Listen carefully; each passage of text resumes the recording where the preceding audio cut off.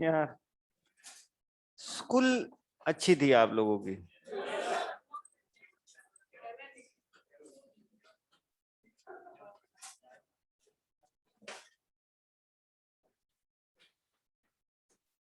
हाँ भाई,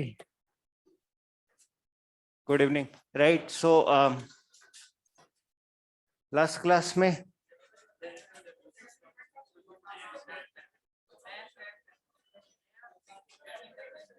क्या करवाया था? अरे तुम लोगों की एक क्लास, हाँ वही मैं कह रहा हूँ ना, एक क्लास ड्यू है ना, तो वो अपन कंप्लीट कर लेते हैं। ट्यूशन मैंने सारे करवा दिया आप लोगों को, क्वेश्चन मैंने सारे करवा दिए थे। One class is due. So basically what we need to do और what people need to do, कि जो इलेक्ट्रॉन का वेव नेचर है, इलेक्ट्रॉन का वेव नेचर, उसके लिए क्या करना पड़ेगा? एक सुटेबल एक्सपेरिमेंट करना पड़ेगा। वो एक्सपेरिमेंट अपन को डिस्कस करना है। अपन ने सब कर लिया ना बाकी question. Kinetic energy of electron is equal to energy of photon, 0.1 angstrom से 0.5 आंगस्ट्रॉन्ग, वो सारी बातें कर ली थी ना। 300%, 450 इलेक्ट्रॉन वोल्ट, वो सारी बातें कर चुके हैं। हाँ तो बोल दे, याद तो नहीं है तुम्हें, बट हाँ बोल दिया कर कि कर चुके हैं। नहीं, तुम लोगों को याद है। तो the suitable experiment, right, electron का वेव नेचर। एक चीज बता, अगर मैं किसी का वेव नेचर प्रूव करना चाहता हूं तो what do I need? Wave nature prove करना चाहता हूं तो उस एक्सपेरिमेंट का नाम क्या होगा? डबल स्लिट नहीं, इंटरफेरेंस। अगर मान लो मैं क्या करना चाहता हूं, कोई वेव नेचर का एक्सपेरिमेंट करना चाहता हूं तो उस एक्सपेरिमेंट का नाम क्या होगा? Interference experiment. ठीक है, मतलब उस एक्सपेरिमेंट में इस तरह का फार्मूला यूज होना चाहिए, path difference equal to n lambda. Interference में यही होता है ना, कि वेव होती है, लाइट इज ए वेव, ठीक है, या साउंड इज ए वेव। वो क्या करती है, स्क्रीन के किसी भी एक जगह पर दो अलग अलग रास्तों से पहुंचती है। जैसे लाइट होती है तो दो अलग अलग रास्तों से पहुंचती है, साउंड होती है तो भी दो अलग अलग रास्तों से पहुंचती है।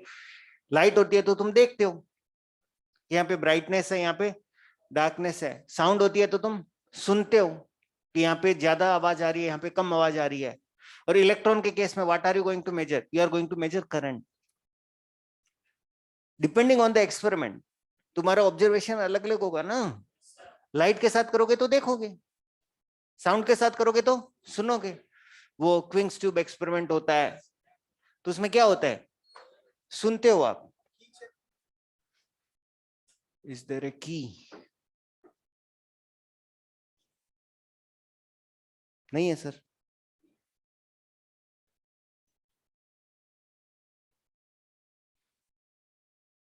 नो, हाँ समझ आ रहा है। लाइट के केस में स्क्रीन पे ब्राइटनेस एंड डार्कनेस, साउंड के केस में सुनाई देगा आपको, एंड इलेक्ट्रॉन के केस में you are going to measure कर। सो बेसिकली अपन को क्या करना पड़ेगा, वी नीड इलेक्ट्रॉन्स एक्सपेरिमेंट के लिए। वो अपन को इलेक्ट्रॉन गन से मिल जाएंगे, ठीक है। अगर अपन किसी मेटल को हीट करेंगे तो वहां से इलेक्ट्रॉन निकलेंगे या नहीं निकलेंगे? So that will become our electron gun. So electron अपन को मिल गए। अब जब तुम वाईडीएससी करते हो तो यहाँ पे कुछ रहती है, क्या नाम है, स्लिट रहती है, लेकिन इसमें कुछ कंडीशन रहती है कि स्लिट का साइज कितना स्मॉल। अरे ये कि इसकी बात नहीं कर रहा मैं, सेपरेशन की बात नहीं कर रहा मैं, इसकी बात कर रहा हूं। देख, जब भी कभी बोलते हैं छोटा है या बड़ा है, कम है या ज्यादा है, it is always with respect to something. हाँ, तो व्हेन यू से स्लिट का साइज क्या है, स्मॉल है, किसके रेस्पेक्ट में? वेवलेंथ। डिफ्रैक्शन के लिए व्हाट इज मस्ट? जो अपर्चर का साइज होना चाहिए, वो अपर्चर का साइज क्या होना चाहिए? Comparable to the wavelength of light. Light की वेवलेंथ कितनी है?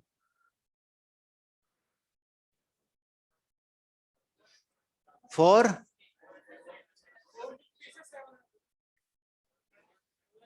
4000 एंगस्ट्रॉम।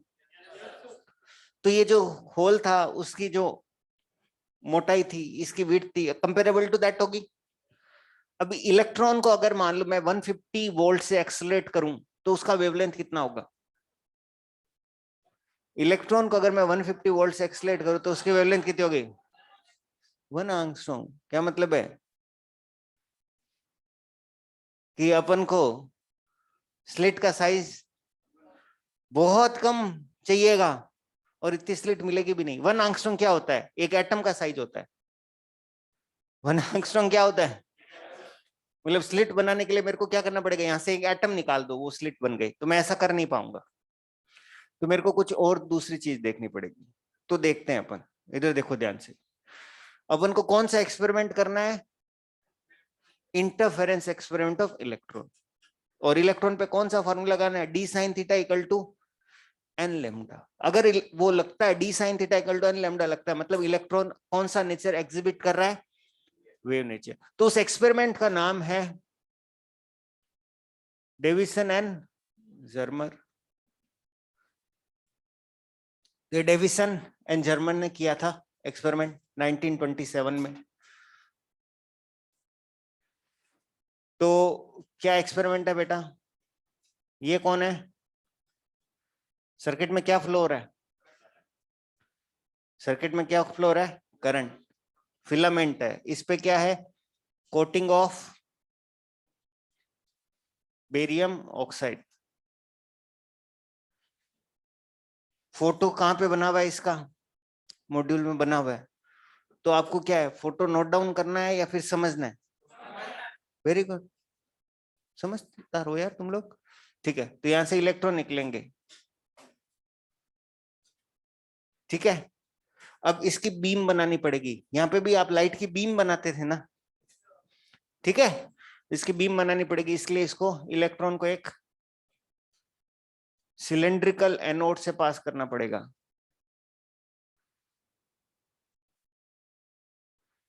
और इलेक्ट्रॉन इसकी तरफ क्यों आएगा? बिकॉज ये इसका पोटेंशियल क्या है? Positive with respect to the. और यहां पे क्या है? यहां पे क्या है? होल्स।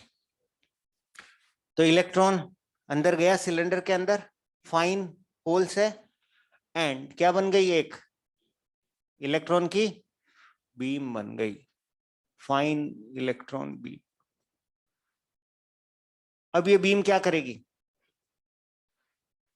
इंटरफेरेंस के लिए तैयार है। This beam is ready to do interference. लेकिन इसको स्लिट का साइज क्या चाहिए? 1 एंगस्ट्रॉम चाहिए। अब वो कहां से लाए? उसके लिए we are going to need a crystal. Crystal के अंदर क्या होता है?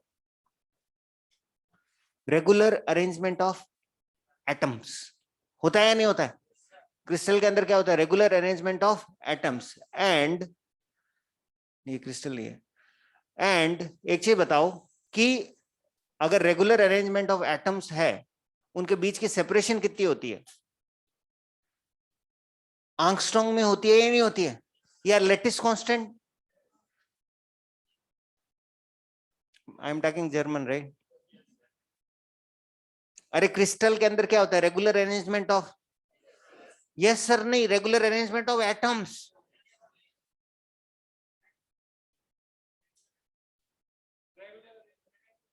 You are talking like nursery now. Nursery में होता है ना 2 6 या 12। तुम कुछ बोलोगे, यस 2 6 या 12, यस। क्रिस्टल के अंदर क्या होता है? Regular arrangement of atoms, and that regular arrangement will act as a diffraction grating for this beam. बस ये एक नई चीज है जो आपको समझनी है।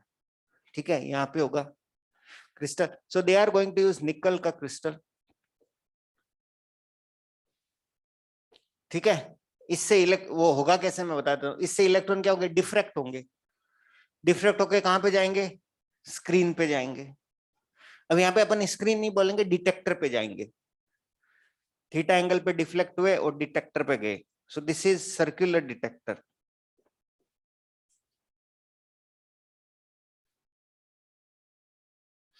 और ये बंदा क्या कलेक्ट कर रहा है, किसको कलेक्ट कर रहा है, इलेक्ट्रॉन को, जो किससे जुड़ा हुआ है, गैल्वेनोमीटर से। तो ये बता देगा करंट कहां कम आया, करंट कहां ज्यादा है।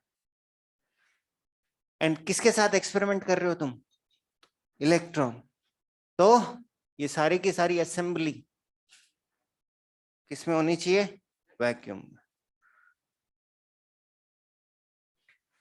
अब एक ही चीज समझने को बाकी रही है कि निकल क्रिस्टल किस तरह से डिफ्रैक्शन ग्रेटिंग का काम करता है। तो ये रहा तुम्हारा nickel crystal, regular arrangement of atoms. एक बार फिर से बता, वेव में क्या होता था, एक ही जगह पर दो अलग अलग रास्तों से वेव पहुंचती थी ना, स्क्रीन के एक ही जगह पे दो अलग अलग रास्तों से वेव पहुंचती थी, और उनके अंदर क्या होता था, पाथ डिफरेंस। अगर वो पाथ डिफरेंस लेमडा के बराबर है तो मैक्सिमा, लेमडा 2 लेमडा 3 लेमडा, और n माइनस हाफ लेमडा है या फिर n प्लस हाफ लेमडा है तो मिनिमा। तो क्या होगा बताओ बताओ बताओ बताओ, ये एटम से इस तरह से डिफ्रैक्ट करेगा इलेक्ट्रॉन, ये एटम से कुछ इस तरह से डिफ्रैक्ट करेगा इलेक्ट्रॉन।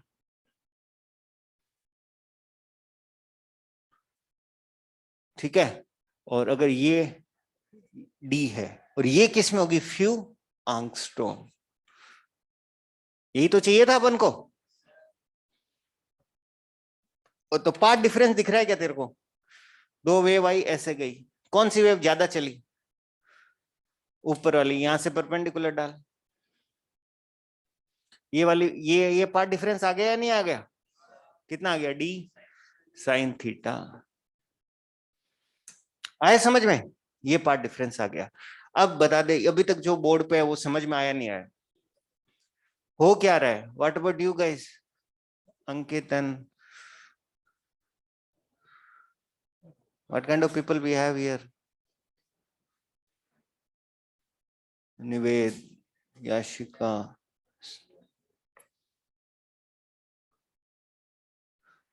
सिद्ध प्रज्ञ, नहीं स्थित प्रज्ञ, स्थित प्रज्ञ, ओके,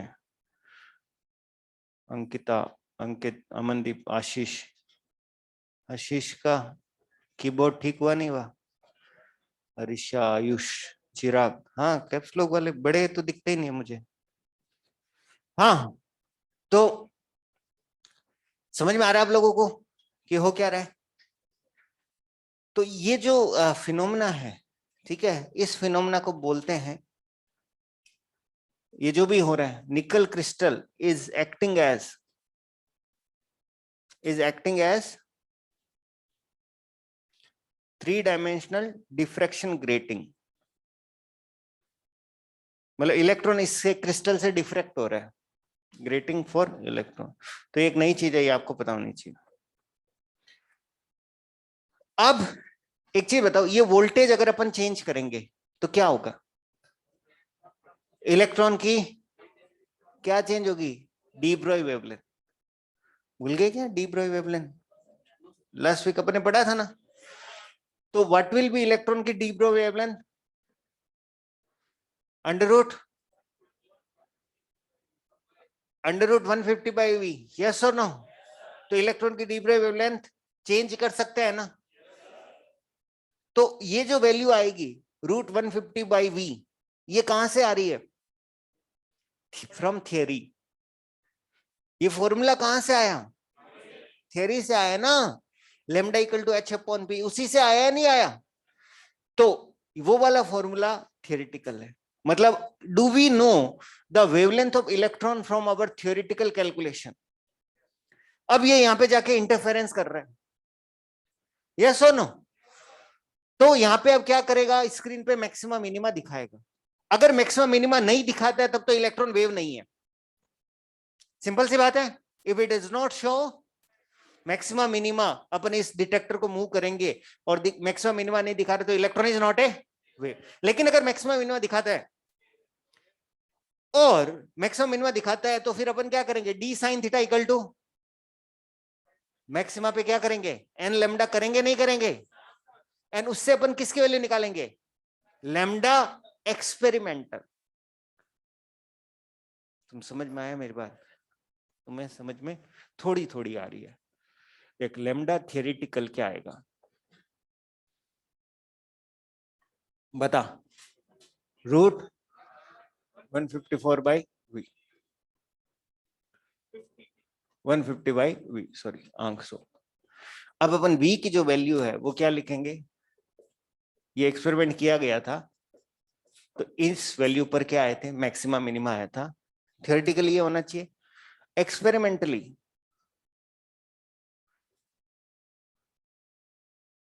जो करंट और थीटा में रिलेशनशिप है वो ऐसा आया था 50 डिग्री पे। ये तभी पॉसिबल है जब इलेक्ट्रॉन कौन सा नेचर एग्जिबिट कर रहा है, वेव।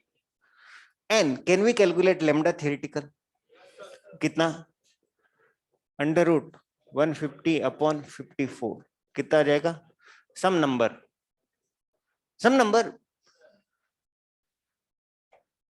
एक्सपेरिमेंटली इलेक्ट्रॉन को क्या करना चाहिए, अगर wave nature n d sine theta equal to m lambda करना चाहिए। डी कितना रखेंगे, जो भी होता है, फ्यू आंसू, वेरी गुड।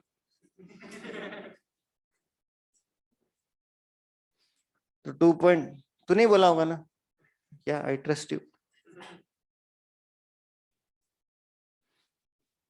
ये आ गया, तो लेमडा एक्सपेरिमेंटल इससे आ जाएगा, कितना आएगा, 1.65 आंगस्ट्रॉम। क्या मतलब है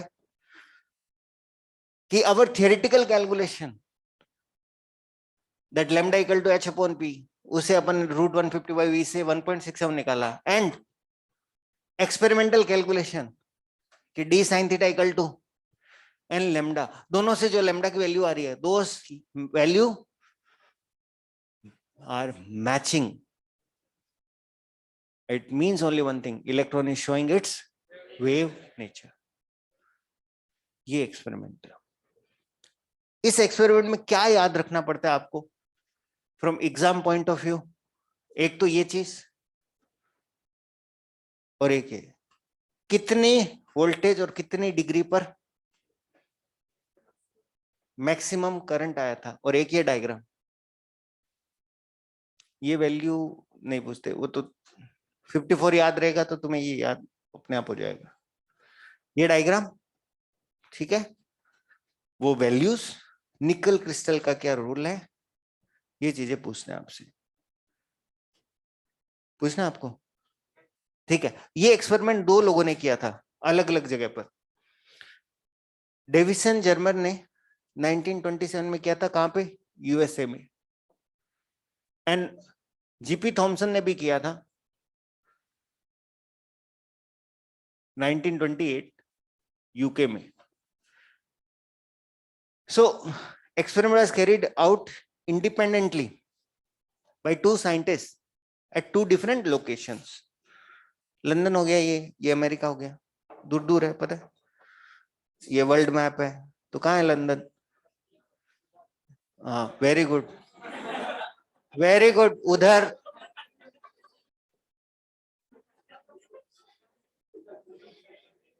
यहाँ कहीं होगा जहां से क्या निकल, जीएमटी निकलता है, ठीक है, Greenwich mean time, right, and USA will be somewhere this side. So this experiment is happening at two places in world at independently. So basically the thing is he is also eligible for Nobel Prize, and so Davison और Thompson को Nobel Prize मिलेगा for discovering the wave nature of electron, उनको मिलेगा. And yeah, and he is the son of J.J. Thomson. Like why I want to tell you, because J.P. Thomson is son of, sun is telling the world electron is wave, और actually electron की discovery किसने की थी, इनके father ने की थी. And he told the world that electron is particle. So whether electron is wave or particle, Nobel Prize finds the same home. नहीं? Wave particle duality exists in Thomson family also. ये बात है, right? क्या हुआ? बोलो.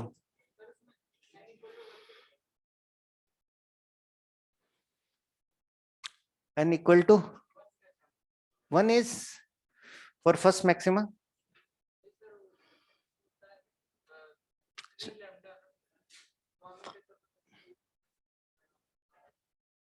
ये सब पता है भैया, निकल क्रिस्टल की लेटेस्ट स्पेसिंग, ये सब पता है उन लोगों को.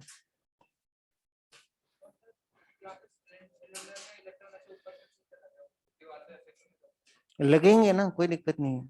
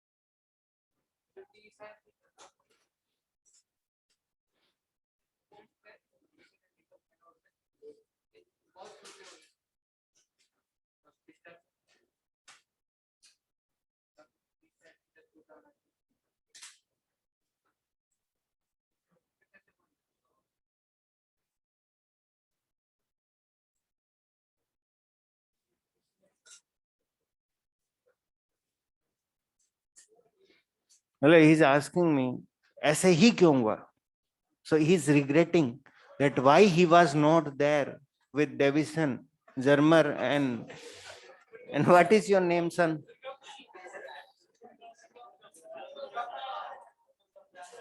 हाँ, Davison, Zermer, and Durga Prasad. It should have been there. He is regretting that he was not involved in the great invention. नहीं, that is. अरे भाई, मैंने बोर्ड पे बना दिया. मेरी बात सुनो तुम. मैंने बोर्ड पे बना दिया कि ये ऐसे हुआ था.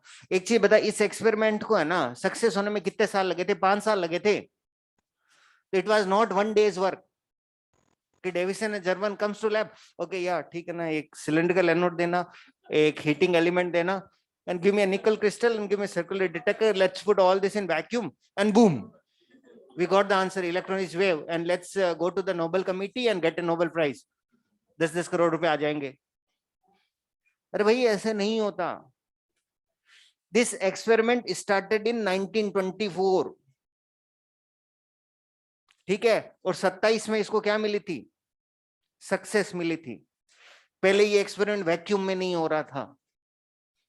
तो जब तक वैक्यूम में नहीं होगा तो क्या होगा? रिजल्ट जो मिलेंगे वो गलत होंगे, प्रॉपर आएंगे ही नहीं. अपन क्या पढ़ते हैं? What do we see? We see the last thing, last beautiful thing. यही देखते हैं अपन, जो कंप्लीट हो गया अपन उसी को ही देखते हैं. तुम यहां से निकलोगे, ठीक है, कॉलेज में जाओगे, तेरे हाथ में केवल एक ही मार्क्स रहेंगे जो 607 या 637 आए, जो मेरे जो नीट में आए. उससे पहले तुमने कितनी मेहनत करी, मेस का खाना खाया, ये करा वो करा, कोई पूछने वाला है? समझ में आ रहा है ना? तो what we see only the final result. अपन साइंटिस्ट नहीं है, मैं भी साइंटिस्ट नहीं हूं. All we are trying to understand what they did and why we are interested in understanding. Probably we love physics 1% and 99% it is in our syllabus. That is the only reason of doing this Davison or any experiment for. समझ में आ रहा है ना? Because deep down I trust you कि how much faith or how much interest you have in physics.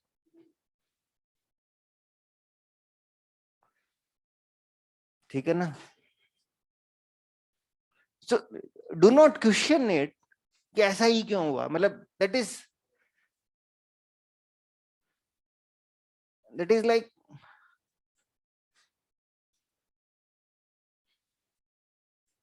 एक चीज बता तू, जैसे मान लो you can question everything, cell के अंदर माइक्रोकॉन्ड्रिया होता है, ये होता है, वो होता है, वो पावर हाउस होता है, बोलते हो ना तुम। मैं पूछ लूं क्यों होता है भाई, क्यों होता है, I can ask you the question. तो of course right, there are scientist involve, उन्होंने क्या की होगी, रिसर्च करी होगी, करा होगा ना, उन्होंने अपना डेडिकेटेड टाइम दिया होगा ना, देन उसका आउटकम क्या था कि that is a power house, उसका नाम हमने माइटोकॉन्ड्रिया दिया है, दैट्स इट। तुम्हें पता है प्लानिटरी मोशन जो तुम पढ़ते हो, T square proportional to r cube, Kepler ने 16 साल तक केवल किसको देखा, प्लैनेट्स के मोशन को देखा। धरती पर बैठे बैठे वो बता रहा है कि वो देख, वो जुपिटर जो है ना, वो किस में घूम रहा है, इलिप्टिकल ऑर्बिट में घूम रहा है। And you can just question, क्यों भाई, कैसे घूम रहा है इलिप्टिकल ऑर्बिट में, मतलब you are questioning the work of Kepler for 16 years. Some stupid question it is.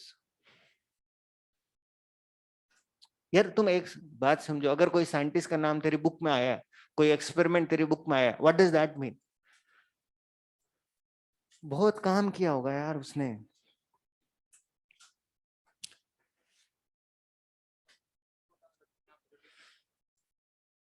अरे भाई, यहाँ पे फाइन पोर्स होते हैं बहुत सारे, why the fine pores, so that beam बन जाए। हाँ जाने दो ना सीधा, फिर जाके इससे टकराएगा, ये है निकल क्रिस्टल। तो ये रहा ना निकल क्रिस्टल,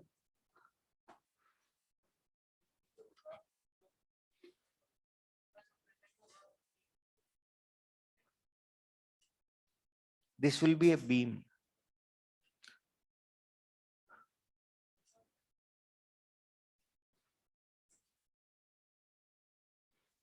फिर वही बात, डायग्राम वाइग्राम क्यों बना रहे हो, किसी को नहीं बनाना डायग्राम, ये हो गया क्या, ठीक है ना, उसका टाइम नहीं है अपने पास।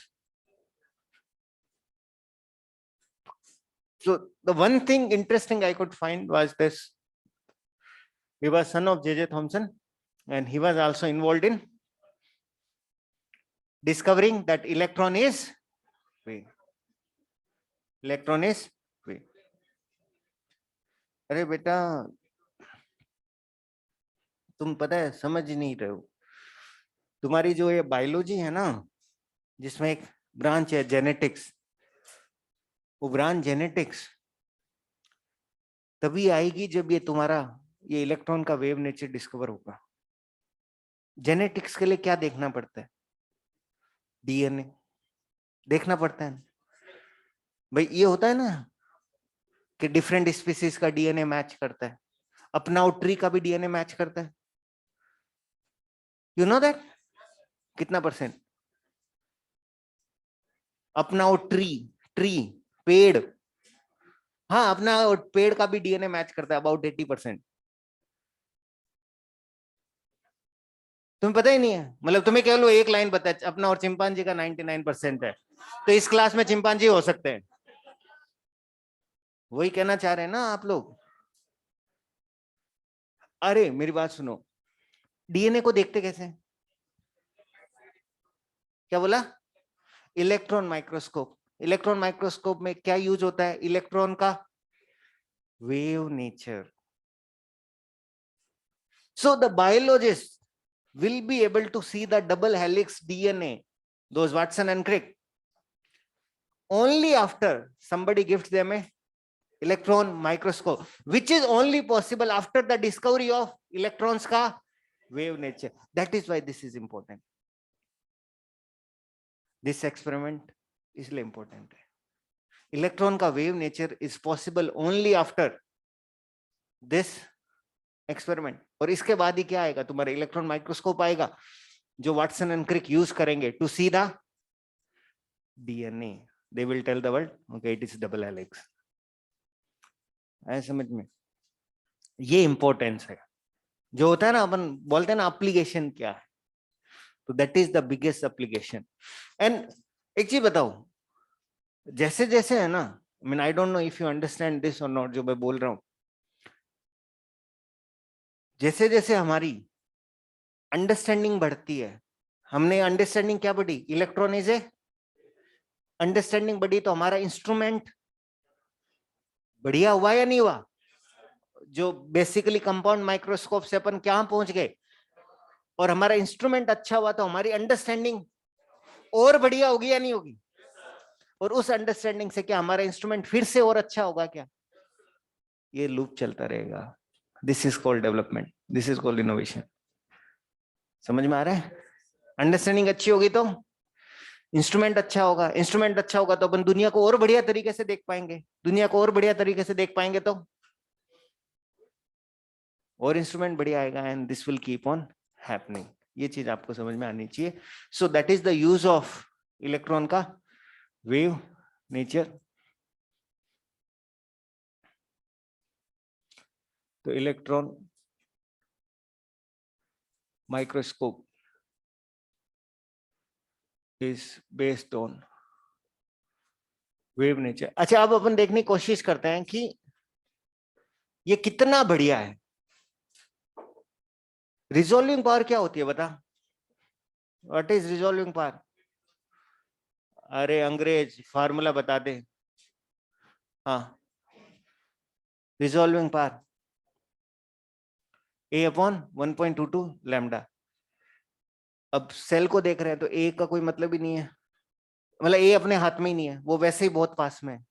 कोई चीज को देख रहे हैं अपन which is very close to us, तो अपर्चर और ये सब कोई दिक्कत नहीं है, केवल केवल क्या चीज चेंज कर सकता है, लैम्डा। अगर अपन विजिबल लाइट से देखेंगे तो what is the wavelength of visible light? 4000 से 7500, 4000 से 7500 विजिबल लाइट को देखेंगे तो लैम्डा फिक्स है 4000। विजिबल लाइट से अगर अपन काम करना चाहेंगे तो मिनिमम से मिनिमम वेवलेंथ कितनी हो सकती है वॉयलेट कलर की? दैट इज 4000 आंसो। बट अगर मैं इलेक्ट्रॉन को यूज करूं एज ए वेव, उनकी वेवलेंथ क्या हो सकती है? As low as 1 angstrom, 0.1 angstrom भी हो सकती है क्या? अगर इलेक्ट्रॉन को आप क्या करो, 15 किलो इलेक्ट्रॉन वोल्ट से एक्सलेट कर दो, वेवलेंथ कितनी कम हो सकती है इलेक्ट्रॉन की? Less than 1 angstrom. तो कितना गुना फायदा होगा अपन को? 4000 गुना विजिबिलिटी हमारी बढ़ेगी। समझ में आया? That is the power of electron microscope. ये नॉर्मल जो कंपाउंड माइक्रोस्कोप होता है उससे एटलीस्ट 5 to 10,000 टाइम्स क्या देख सकता है, बेटर, मोर रिजोल्यूशन। मतलब जो भी चीज है उसको 5000 जूम, सोचो 5000 जूम का मतलब क्या होता है, तुम्हारे वो जो माइक्रोकॉन्ड्रिया, न्यूक्लियस व्यूक्लियस सब अलग दिखने लगेंगे, नहीं लगने? That is the power of electron microscope, because you can use the wave nature of electron. You can use electron as a wave and their wavelength can be very small. ठीक है? Resolving power electron microscope की बहुत ज्यादा होगी। तो एक example कर लेते हैं, एग्जांपल नीट में आया हुआ है कि आपको resolving power 1 upon resolving power 2 बताना है। ठीक है? 1 कौन है? ऑप्टिकल इंस्ट्रूमेंट 1 कौन है? Compound microscope. This is compound microscope using lambda equal to 5000 angstrom, and this is electron microscope जिसमें एक्सलेटिंग वोल्टेज है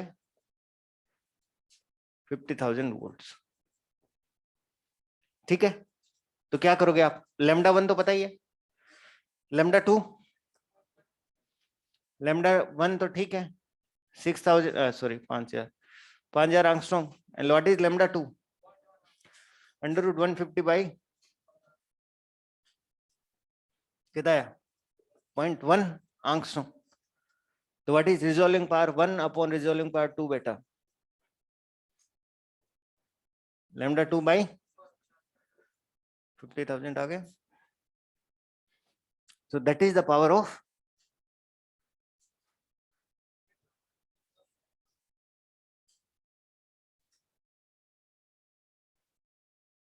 कोई डाउट है इसमें? इसमें डाउट होना चाहिए एक्चुअली एक।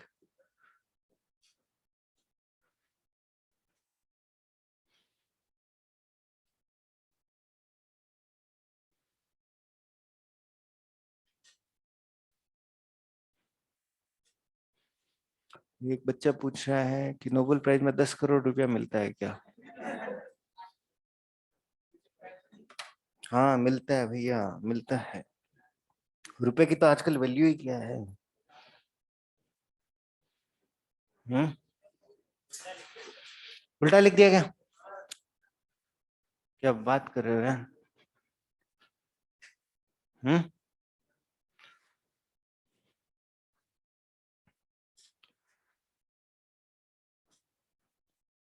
नोबेल प्राइज कैसे दिया जाता है पता है? कौन कौन से पैसे से दिया जाता है?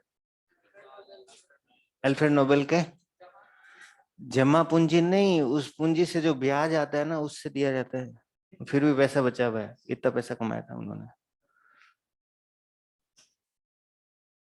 कैसे कमाया था? डिस्कवरी करके पैसा कमा लिए, डायनामाइट बेच बेच के। He discovered dynamite and he sold dynamite. And when his brother or uncle died, तो अखबार में हेडलाइन छपी थी कि जो मतलब जो इसको मौत का सौदागर भी बोल सकते हैं ना, डायनामाइट बेचना मतलब बंदा लड़ाई करवाता है, यही बात हुई ना। तो उसकी मौत हो गई, ऐसे मौत के सौदागर की मौत हो गई, इस तरह की हेडलाइन आई अखबार में। Then he got devastated, Alfred Nobel, and he close all his factories and everything, and he said okay, I want to work for betterment of humanity and all that. तो उसने जो तो 1900 में नोबेल प्राइज स्टार्ट हुए, फिर उन्होंने बोला कि जो भी क्या होगा साइंस के फील्ड में बढ़िया करेगा उसको ये प्राइज दिया जाएगा। धीरे धीरे वो कैटेगरीज क्या होती गई, बढ़ती गई। पीस के लिए भी मिलने लग गए, मतलब लिटरेचर में भी मिलने लग गए, कैटेगरीज बढ़ती गई। But that was the idea कि जो भी इस अर्थ पे अच्छा काम करेगा उसको रिकॉग्निशन है एक तरह का, this Nobel prize. He made tons and tons of money by selling dynamite. So the first Nobel Prize in physics was given to William Wrongton for discovering X-ray. हाँ रंगटन, क्या रंजटन क्या बोलना चाहते हैं? विलियम रॉन्गटन।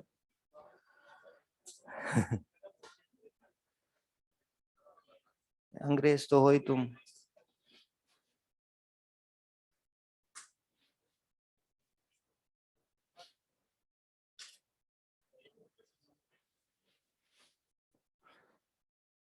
ठीक है, ये समझ में आ गया। अब जो नेक्स्ट चीज है वो अपन, ये याद रहना चाहिए है ना, ये मैच करती है। Wave nature of electron is proven.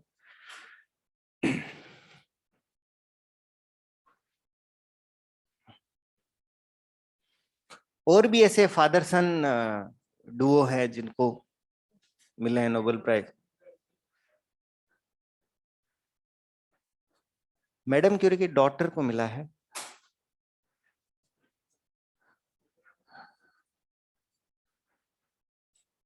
Niels Bohr है उसके बेटे को मिला है। देन देयर इज ये d sine theta equal to n lambda, ये इक्वेशन कौन सी इक्वेशन है? डिफ्रैक्शन की इक्वेशन है, Bragg equation. Father and son उनको मिला हुआ है। खैर anyway, we are not in history class right. तुम लोगों को तो क्या करना है, बोहर एंगुलर मोमेंटम क्वांटाइजेशन समझना है।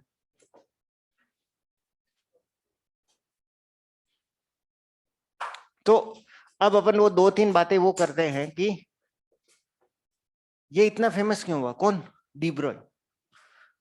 कि डीब्रॉय के जस्ट कहने पर कि ऐसा होना चाहिए, इन लोगों ने एक्सपेरिमेंट क्यों किया, डेविसन एंड जर्मर ने?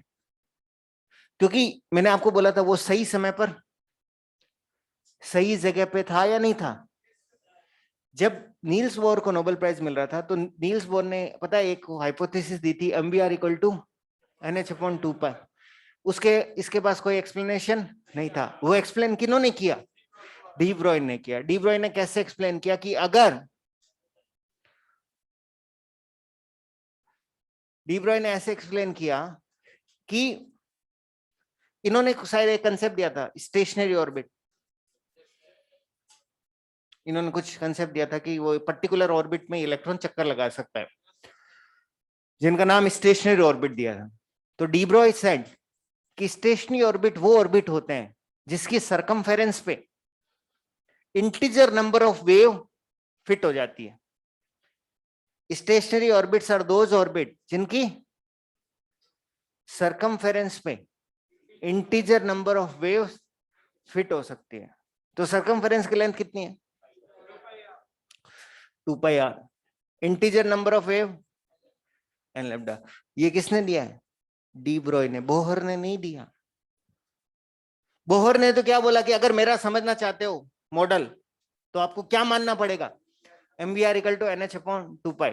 But when people asked him ये कहां से आया, de Broglie comes to rescue and say कि आप ऐसा लिखो एंड देन लैम्डा को क्या लिख दो? H upon MV।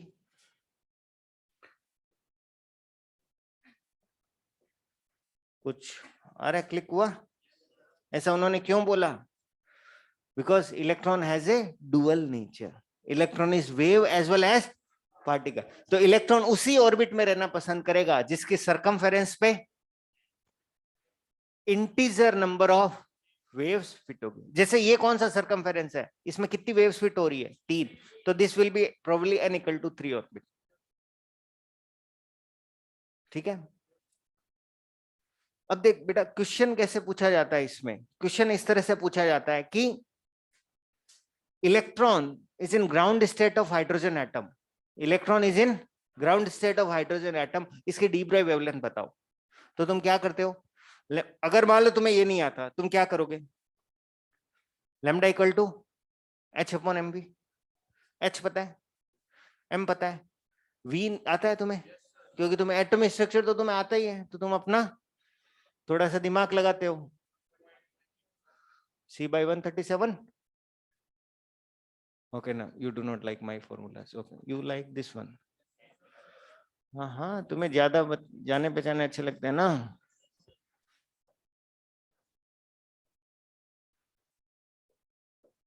है ना? तो तुम क्या करोगे? एंड फर्स्ट बोर ऑर्बिट में क्या लिखोगे? वेलोसिटी लिखोगे। फिर क्या लिखोगे?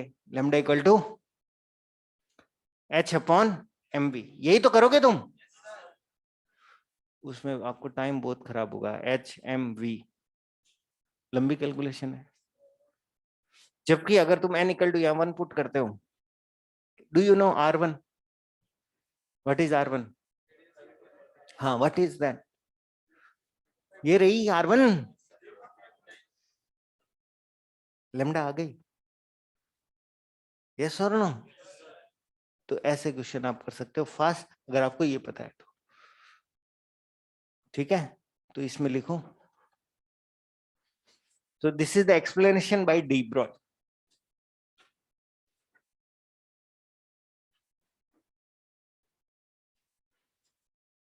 एक्सप्लेनेशन क्या है?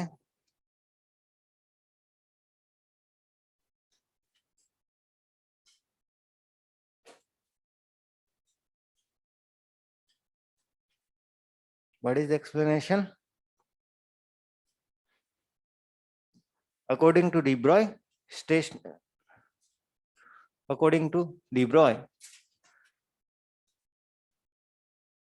stationary orbits are those orbits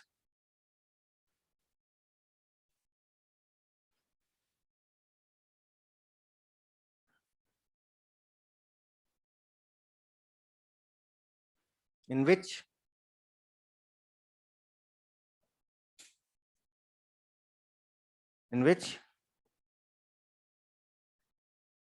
integer number of waves fit on circumference of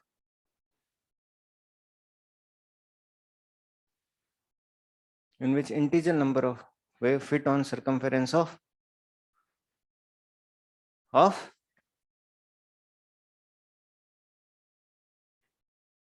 orbit.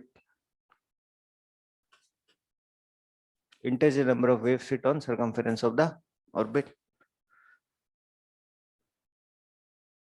Question जैसे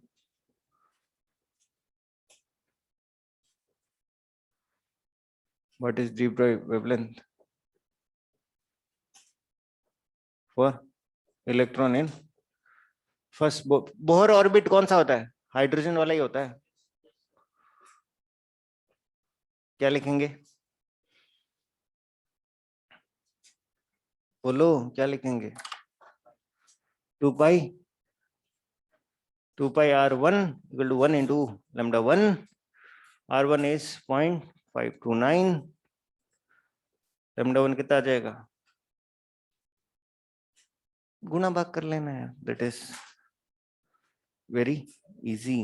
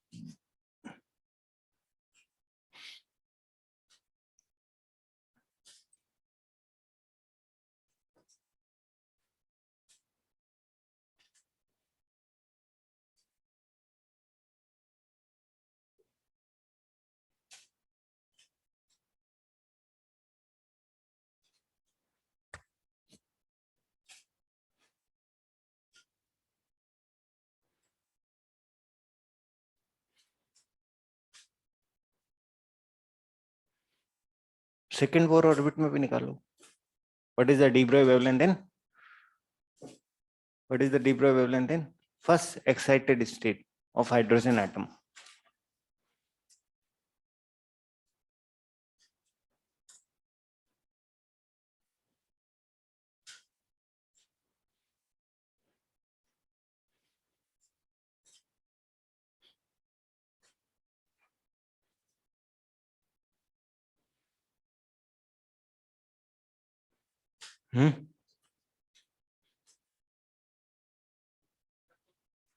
अप्रोक्स क्या होता है? What is approx? तो वो मैंने बोल दिया ना 3.3 है. अब कोई अप्रोक्स नहीं है. इसमें गलती क्या हो जाती है? इधर 2 आएगा तो इधर भी क्या आएगा? 2 का स्क्वायर आएगा. 0.529 इंटू एन स्क्वायर.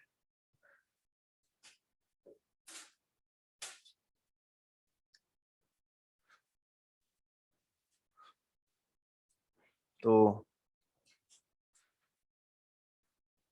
मतलब बी पार्ट कर लेते हैं इसका. In first excited state of hydrogen atom क्या लिखेंगे बेटा? 2 pi into r2 equal to 2 into lambda 2. What is r2? 2 का स्क्वायर. और लैम्डा 2 कितना आ जाएगा?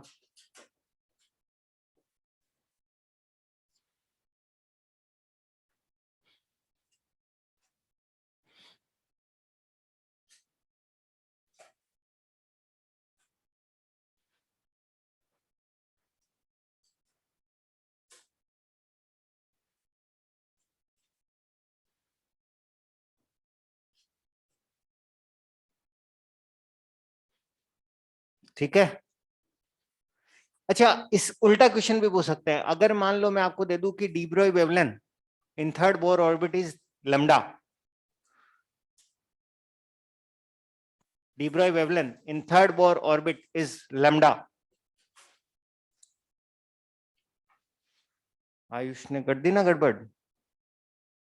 de Broglie wavelength in third Bohr orbit is lambda. Calculate its circumference.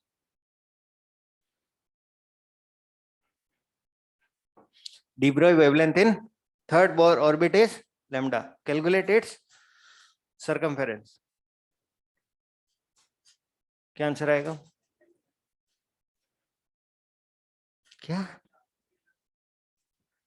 De Broglie wavelength in third Bohr orbit is lambda. Calculate its circumference.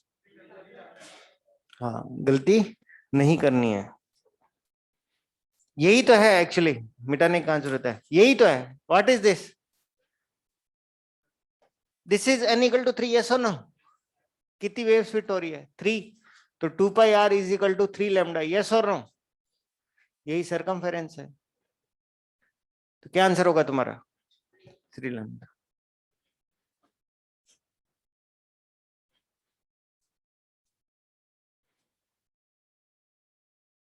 देख लो, कोई चीज समझ नहीं आए तो पूछ लो।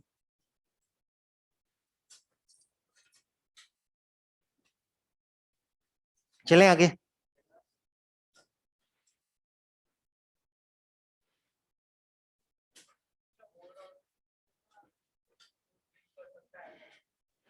पैटर्न चेंज करता है, तुम्हें आता है ना n स्क्वायर बाई जेड? तुम्हें आता तो सब है। हाँ हाँ, देखो, पूछ तो कुछ भी सकता है ना एग्जामिनर।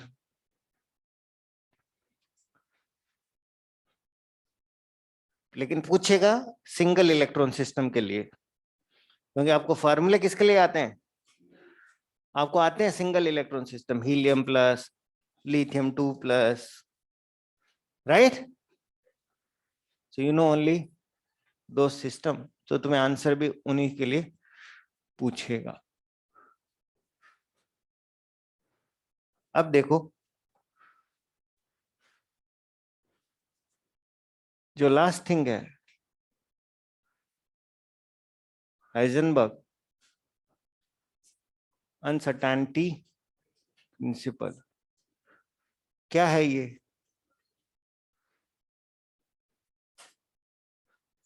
क्या है ये? क्या है ये?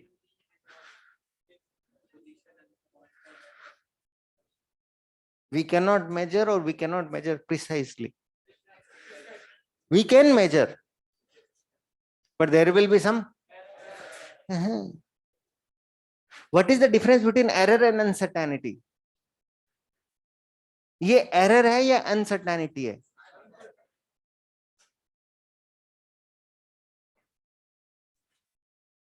What is delta x? फिर वही बात, अभी तो अनसर्टेनिटी बोला। What is x? x तो पोजीशन है भाई। p क्या है? What is delta x? It is not change, it is uncertainty. What is uncertainty? Yes people, anyone from online, you guys? कोई रिप्लाई तो नहीं आ रहा। हाँ, अनसर्टेनिटी का मतलब क्या होता है?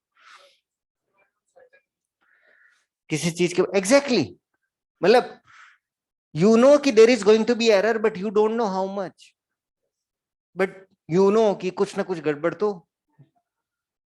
जैसे मान लो अपन स्केल से मेजर कर रहे हैं, क्या चीज? कोई लाइन की लेंथ, और स्केल पे मार्किंग मिलीमीटर में, स्केल पे मिलीमीटर में मार्किंग है, इस लाइन की लेंथ को मेजर कर रहे हैं। तो तुम्हें पता है कि मेजर करोगे एरर आएगा, ज्यादा से ज्यादा कितने का एरर आ सकता है? 1 mm का एरर आ सकता है, लेकिन एरर आ सकता है। यस और नो? तो ये अनसर्टेनिटी है क्या? नहीं, ये पता है तुम्हें कि स्केल की लीस्ट काउंट के कारण एरर आ रहा है। तुम किसी वेइंग मशीन पे खड़े हो जिसका लीस्ट काउंट 0.1 किलो है, जिसका लीस्ट काउंट, तो तुम्हें पता है कि अगर तुम्हारा 78.1 दिखा रहा है वेट, तो ज्यादा से ज्यादा क्या हो सकता है? 0.2 हो सकता है, या 78.0 हो सकता है। तो वो तुम्हें पता है या वो अनसर्टेन है? वो पता है। लेकिन ये क्या कह रहे हैं? ये है कि there will be some uncertainty and which you don't know, because तुम क्या करने जा रहे हो? पोजीशन और मोमेंटम को मेजर करने जा रहे हो। एक साथ से मतलब ही नहीं है। तुम क्या करने जा रहे हो? बोलो। मेजर करने जा रहे हो, और मेजर करने का मतलब क्या है? तुम किसी चीज को मेजर करोगे तो क्या होगा उसमें? उसको डिस्टर्ब करना पड़ेगा, और अगर आपने उसको डिस्टर्ब किया तो जो तुम्हारे रिजल्ट आना था वो गड़बड़ हो जाएगा। और ये चीज मेरे को नहीं लगता तुम लोग को समझ आती है। मेजर करने का मतलब डिस्टर्ब करना होता है।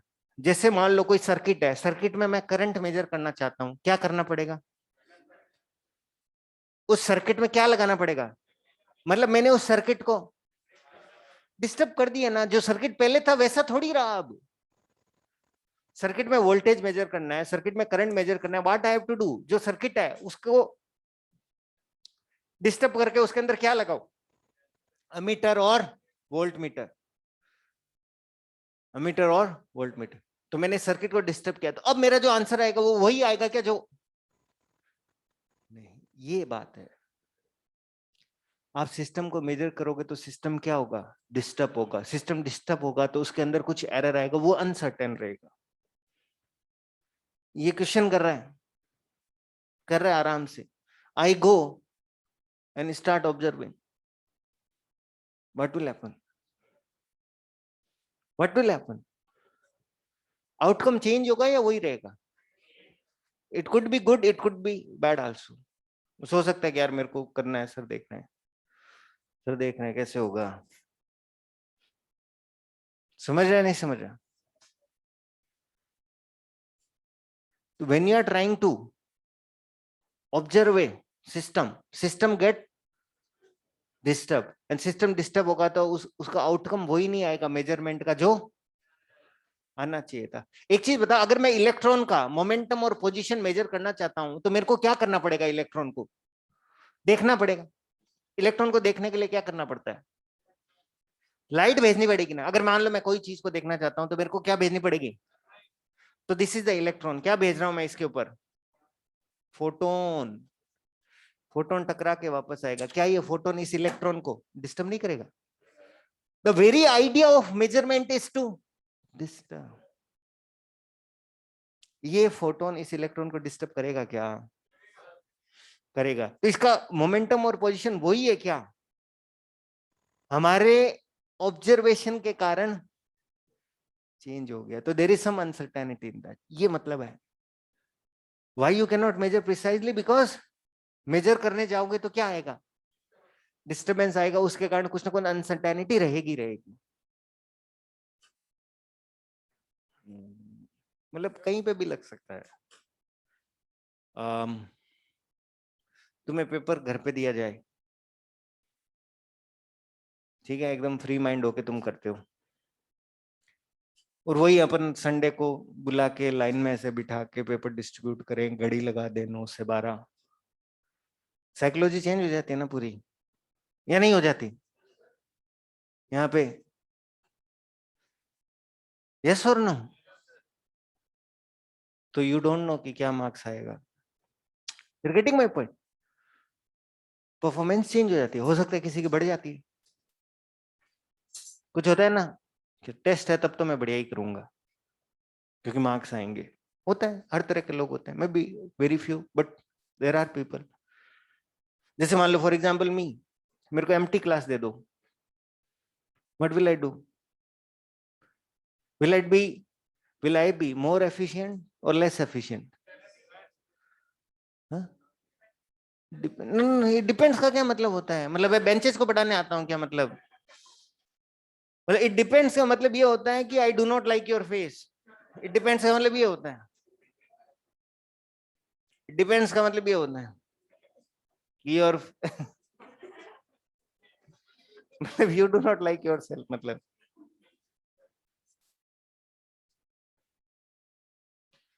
ठीक है, मैं नहीं करेगा ठीक है। If I had a different bunch of student, those who are sleepy, and then probably right I will be better off without them. But ठीक है, you bunch is okay at least, ठीक है। होमवर्क तो मैं नहीं देख रहा, बट ठीक है, एक्सप्रेशन तो ठीक है तुम लोगों के। उबासी उबासी आ रही होगी तो मास्क के नीचे है, मतलब आई कैन नॉट सी। तो आउटकम चेंज होगा या नहीं होगा? Like if I had to record this session, let's say, right, in front of a camera and do the same thing, or even if I am explaining this Heisenberg principle, तो outcome अलग आएगा या नहीं आएगा? That is what this principle is, right? कि तुम जब भी मेजर करने जाओगे तो क्या होगा? सिस्टम को आप डिस्टर्ब करोगे, सिस्टम को डिस्टर्ब करोगे तो जो तुम्हारा मेजरमेंट होगा वो एक्यूरेट हो ही। तो यही मैं आपको समझाना चाहता हूं कि this is not the limitation of instruments, this is the limitation of nature. ये कब दिया गया था? आज से 100 साल पहले। आज हमारे पास इससे बढ़िया इंस्ट्रूमेंट है या नहीं है? क्या 1920 से बढ़िया है या नहीं है? है। लेकिन ये आज भी वैलिड है नहीं है? इसका मतलब क्या है? ये लिमिटेशन किसकी है? नेचर की है, ये इंस्ट्रूमेंट्स की नहीं है। समझ में आना? इंस्ट्रूमेंट कितना भी बढ़िया हो, तुम इससे बढ़िया कभी भी नहीं कर पाओगे। बोहर ने तो क्या किया, पार्टिकल यहां मिलेगा और उसकी वेलोसिटी इतनी होगी, उसने एग्जैक्ट मेजर कर दिया। क्या कर दिया ना? बोहर ने बता दिया ना इलेक्ट्रॉन कहां मिलेगा, इतना दूर और इस वेलोसिटी जाएगा। मतलब बोहर ने क्या बता दिया? एग्जैक्ट। मतलब बोहर इसको वायलेट करता है या नहीं करता है? लेकिन डी ब्रॉय क्या इलेक्ट्रॉन इज वेव भी है और पार्टिकल भी है। Can you tell exactly electron कहां मिलेगा? तो ये हाइजेनबर्ग का प्रिंसिपल है, डी ब्रॉय का वेव पार्टिकल डुअलिटी है। वो समझा पा रहा है ना इसे? क्योंकि डी ब्रॉय का वेव पार्टिकल बोलता है कि वो कभी वेव है कभी पार्टिकल है, तुम आप उसका प्रिसाइजली वैसे भी नहीं मेजर कर पाओगे। इसलिए तो ये जो चीजें थी, जो बोहर की एटॉमिक थियरी क्या नहीं कर पा रही थी explain, such as this angular momentum condensation, such as this Heisenberg principle, वो कौन समझा पा रहा था? डी ब्रॉय के वेव पार्ट। इसलिए ही बिकम। समझ में आया? अब इसका मैं एक और एस्पेक्ट बताता हूं कि अगर तूने क्या किया, पोजीशन और मोमेंट एकदम प्रिसाइजली मेजर कर लिया, मतलब तुझे पता है ना इलेक्ट्रॉन थोड़ी देर बाद कहां होगा। अगर तेरे को पोजीशन पता है, तेरे को मोमेंटम पता, तो कैन यू प्रेडिक्ट इलेक्ट्रॉन कहां होगा थोड़ी देर बाद? मतलब तू क्या प्रेडिक्ट कर रहा है? Future. That is prohibited by nature, you can not predict future. तो हाइजेनबर्ग प्रिंसिपल का दूसरा स्टेटमेंट शायद आपको नहीं पता होगा, one cannot know the future as one cannot measure the present precisely. One cannot know the, because one cannot measure the present precisely. ये यही तो बात कहता है कि तुम प्रिसाइजली क्या नहीं कर सकते, चीजें मेजर ही नहीं कर सकते, तो फ्यूचर कैसे प्रेडिक्ट करो? ये बात है। कुछ समझ में आ रहा है? This is the limitation of nature, not the instrument. ठीक है, तो लिखो, we can not major,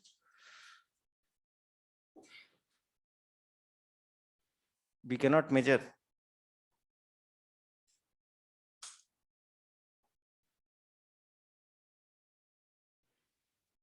measure the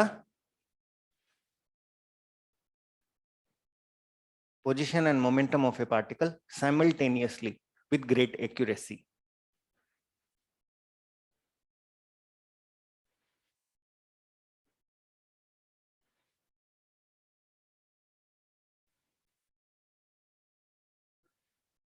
Of a particle simultaneously with great accuracy.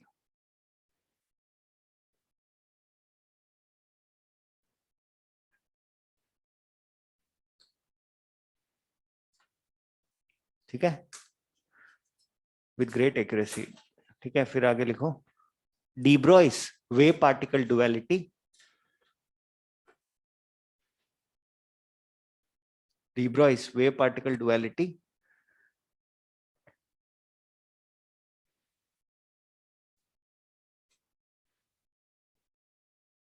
fits nicely with this Heisenberg principle.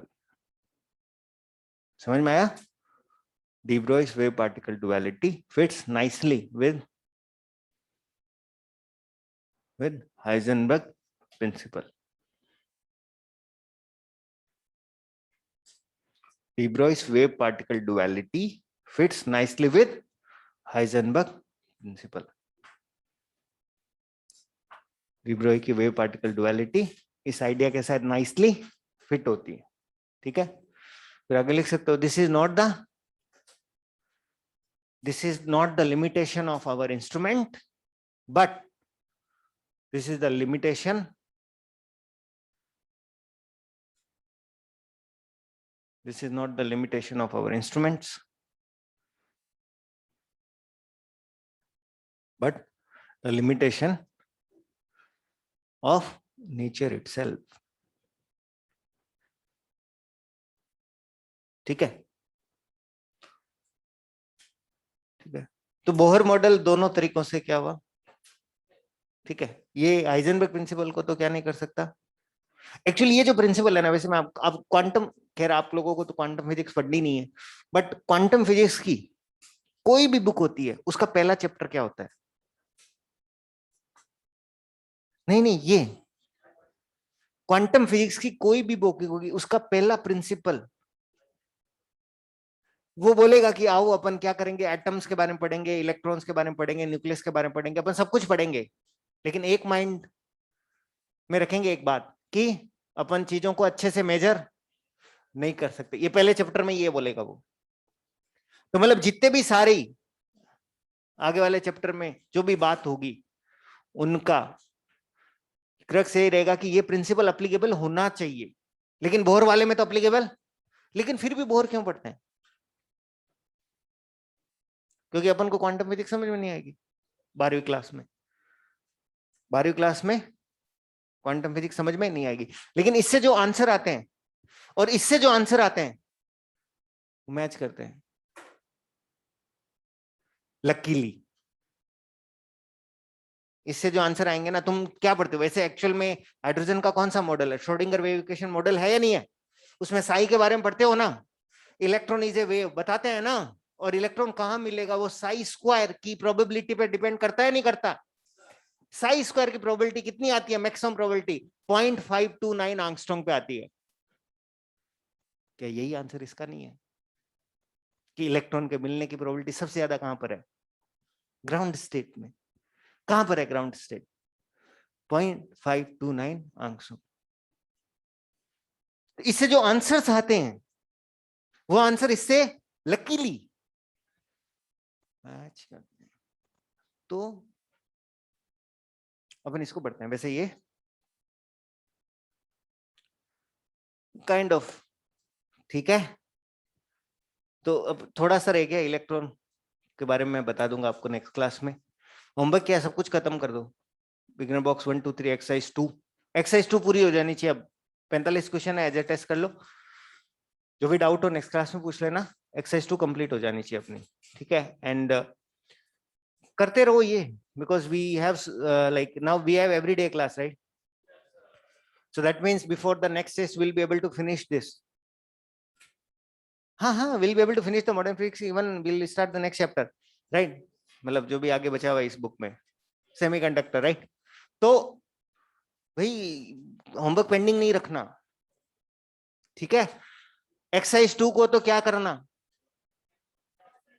70 minute 80 minute लगा के करना. बता चुका हूँ मैं. एक्सरसाइज 2 में 70 80 45 क्वेश्चन है, मतलब एक पेपर का काम हो गया. 45, कोई ऑप्शन नहीं है, सारे 45 करने हैं. ठीक है, एक पेपर का काम हो गया. 70 80 मिनट जो भी लगाते हैं वो लगा के करना, जितना भी टाइम लगता है आपको.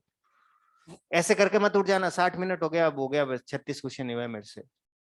वो पेपर में होता है ऐसा, घर पे 9 भी करने पड़ेंगे. समझे तुम? पेपर में कह देते हो ना टाइम कम पड़ गया, घर में भी कह दोगे कि टाइम कम पड़ गया, आगे वाले क्वेश्चन नहीं करूंगा. वो बात नहीं होनी चाहिए, पहले बता देता हूँ तुम्हें. एक्सरसाइज 2 टाइम लगा करो. एक्सरसाइज 3 कंप्लीट करो, 4 क्वेश्चन बचे हैं उसमें.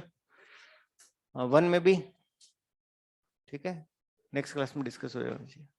ओके गाइस, ठीक है, I am logging out guys, thank you.